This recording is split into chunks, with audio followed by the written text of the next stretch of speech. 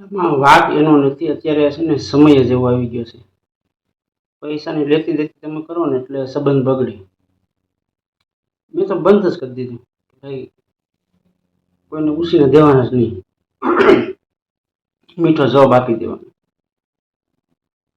અને એવું ઇમરજન્સી હોય, પરિસ્થિતિ જાણી લેવાની. ઇમરજન્સી હોય તો દઈએ, આપણે 2-5 હજાર રૂપિયાને જોતા હોય તો દઉં, તો એવું કંઈ નહીં.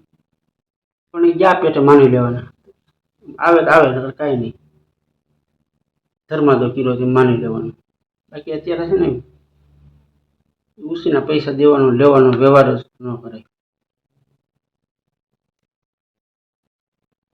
તમે ઉછીના દીધા પછી 2 મહિના એટલે હું દઈ દઈને એમ કે, પછી તમે લેવા જાઓ તો પાછો વાયદો આપે, 1 મહિના પછી દઉં, 2 મહિના પછી દઉં, 2 વર્ષ વ્યા જાય. સમજી ગયા? પછી વધારે પ્રેશર કરો તો એમ કે ગામ મૂકી નહીં વહી જાય. એટલે આ તો સંબંધ બગાડવાનો ધંધો થયો ને પછી. એમ આમ કે તમારા પૈસા હોનાની ભીતમાં, પણ એ કઈ હોય હોનાની ભીત થાય એવું.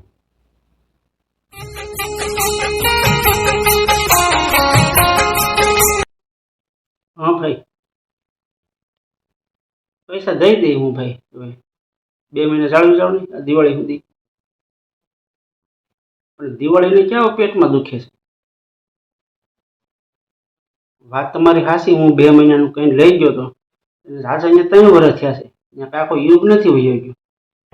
માપા હોય તો કઈ થોડો હું મારી પાસે રાખું છું. દઈ લો તો મને એટલું ન હોય. ભાઈ સંબંધની વાત હાસી છે, હું સમજી ગયો. એ તો હું તમને કહું છું, તમારા પૈસા તમે ચિંતા કરો માં હોનાની ભીતમાં. ના ના ભાઈ, એમ કઈ અમે થોડા કઈ ગામ મૂકીને વહી જવાના છીએ. તમે એવું કેમ વાતો કરો છો? હાલો,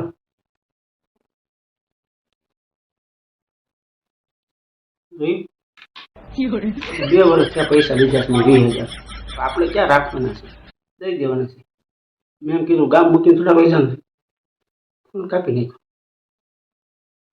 આ પૈસા લેવામાં વાંધો છે, સમજાઈ ગયું? લેવાનું બંધ કરી દેવાય, ઉછીના લેવાનું. એમાં સંબંધ બગડે. આ પૈસો જ એવી વસ્તુ છે ને, સંબંધ બગાડવાની વસ્તુ છે.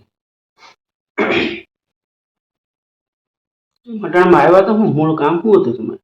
બસ સમજતો કે મળતો હોય એમ છે, બીજું કઈ નતું. ના રે ના.